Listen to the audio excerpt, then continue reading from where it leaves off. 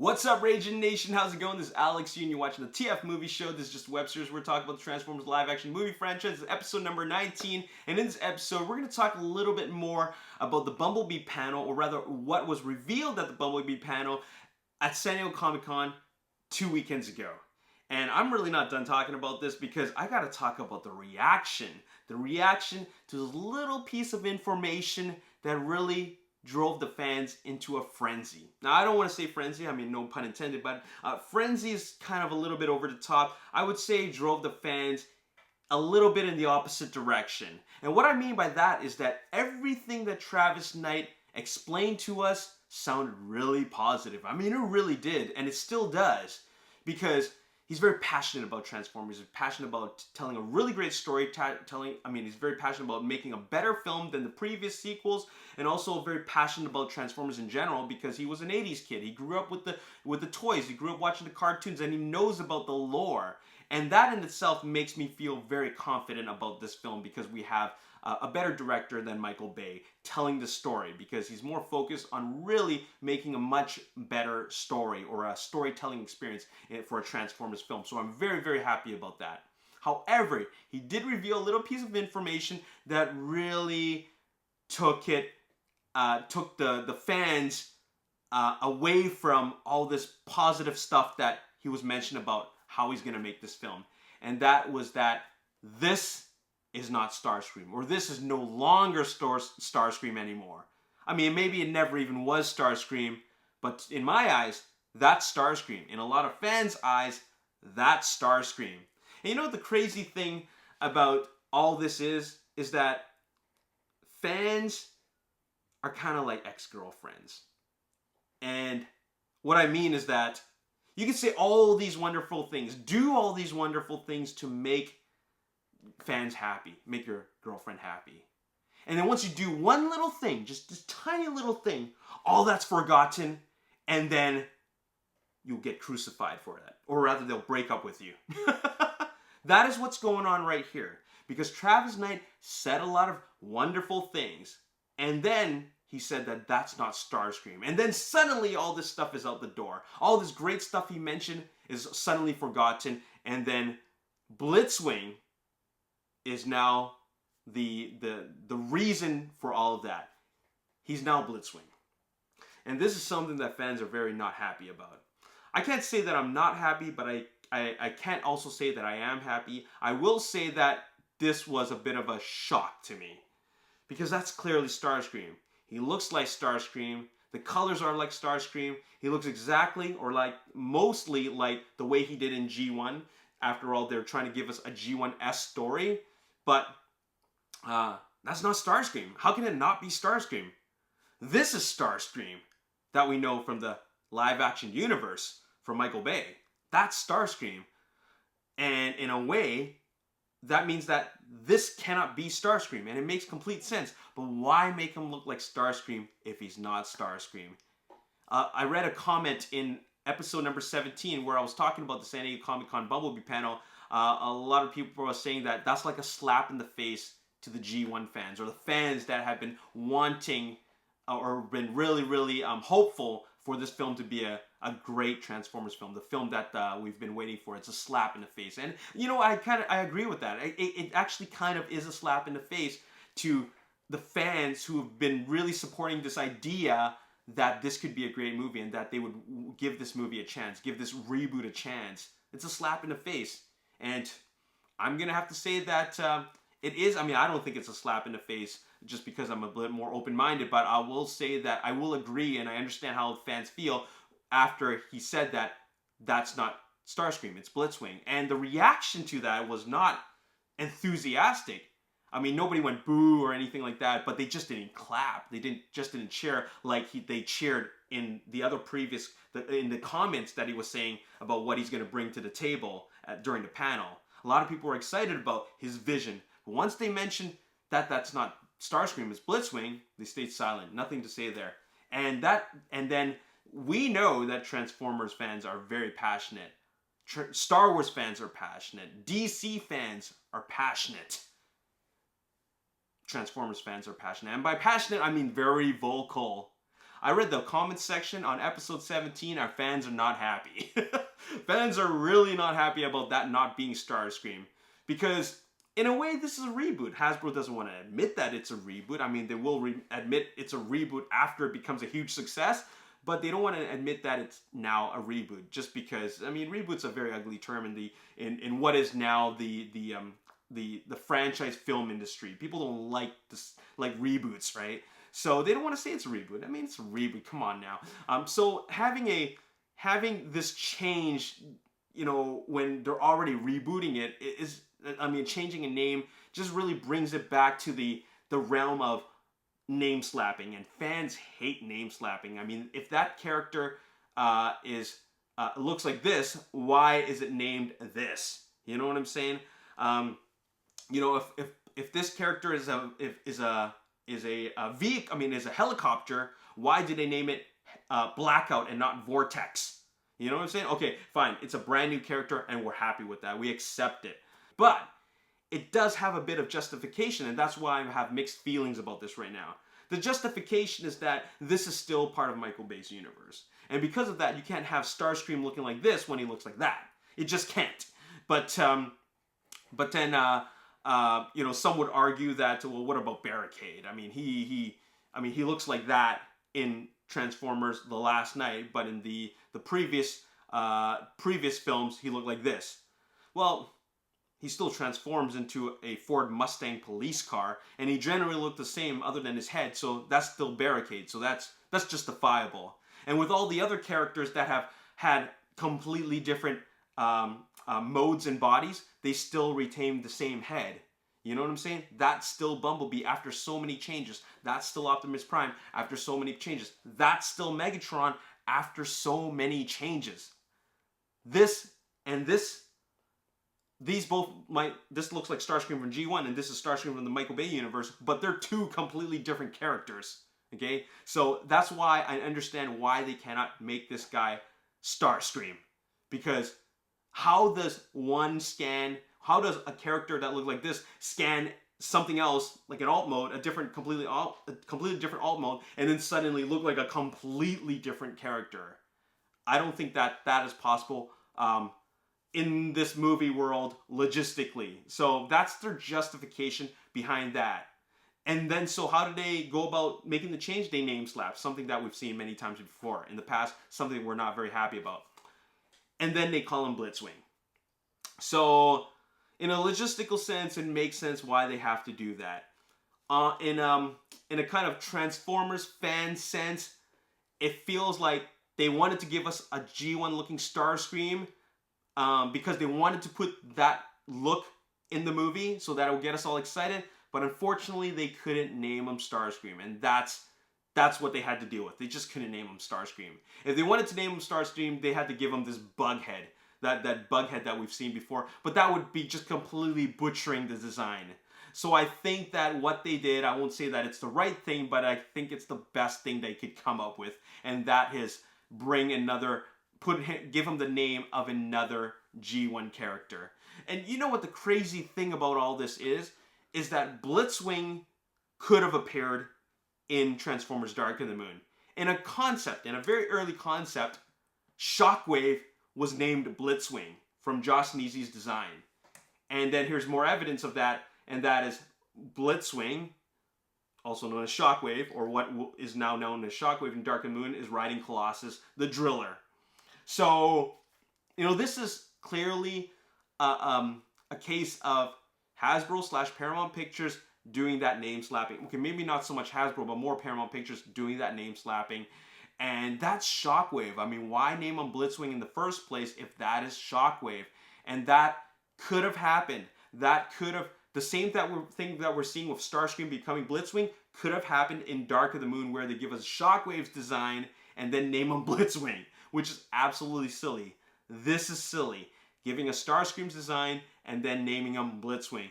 Just name him Starscream. It is a reboot. Come on now. We all know that this is a reboot for the franchise. So, those are my thoughts about that. Now, how do I really feel about this? Like, do I feel it's good or bad, or like, am I angry about it? No, I'm not angry. I'm gonna love this film. I mean, I want to love this film. I want to enjoy this film. I want this film to be good. But you know, I think for me, and I'm you know very very open-minded about this, is that I just want a good movie. You know, I just want them to have a good movie. But we're now 6 movies in. It's time to start giving us more Transformers elements that are straight from the source material. You know what I'm saying? I think it's about time that they did that. Sure, they're going to make a smaller film for us, and they're going to introduce it to us slowly, but I think it's about time that they really give up the nod to the fans. And they're doing that by giving a Starscream design, but they're not doing that by naming him Blitzwing. Now, here's where I feel that this could work. And that is, I'm a huge Blitzwing fan because I played with Blitzwing and I owned Blitzwing, the G1 toy, as a kid. And I love transforming him back and forth to all the 3 different modes. So I have a huge connection to the Blitzwing toy and the character. I really want to see that Starscream or Blitzwing is an actual triple changer. I want to see that this Blitzwing character actually has a 3rd mode. Like, I want to see that it has a tank or like some kind of assault vehicle or whatever. Make him a triple changer. If you don't make him a triple changer, then that is something that I'll really complain about. Because if you're going to name him Blitzwing and not make him a triple changer, then that's another case of something that we've seen before in so many times in so many of these films, and that is name slapping, which is one of the worst things you could do in this franchise. Because we know who these characters are, and that's what they've done right now. I still have a lot of faith that Travis Knight is going to give us a great story and a great film in the general sense, but in this one little thing, and it might not be a little thing, but it's one of the 4 characters in the film where they messed up his name. That's just kind of silly. You know, that's just a missed opportunity to get Starscream right. So that's kind of crappy. You know what's also very interesting is that there was a concept for Blitzwing that came out a long time ago, and I think it was just a fan concept, like a fan rendering. And this is an image that was circled around, and a lot of people were very fascinated by it. It was a mystery. We didn't know where it come from. We didn't know if it was actually from the movie. And it might be just a fan concept. But I to this day, I can't even confirm if it was official or not. But anyways, this came out, and this is what was supposedly supposed to be Blitzwing. And you can see that it's a jet with tank parts. You can see the tank treads. You can see the jet wing there. Other parts I can identify as this the missiles here. But besides that, this is the closest thing I can identify as a triple changer that is a tank and also a jet in the Michael Bay style designs of Transformers. I mean, this appears like something that could have shown up in his films, and like maybe the 3rd film, as it says that it was a concept for the Dark of the Moon film. But in any case, that was circled around, but that never got made. And now we're getting a Starscream looking Blitzwing. Make him a triple changer. That's all you got to do. A lot of fans are not happy right now. He's got to be a triple changer. I don't know if they're going to make up a triple changer, but if they don't make up a triple changer, that's a slap in the face. It already is a slap in the face with one hand. It's a slap in the face with the other hand on the other cheek. So let's not mess this up. This is me talking to Travis Knight directly, even though he's not going to see this video. Don't mess this up.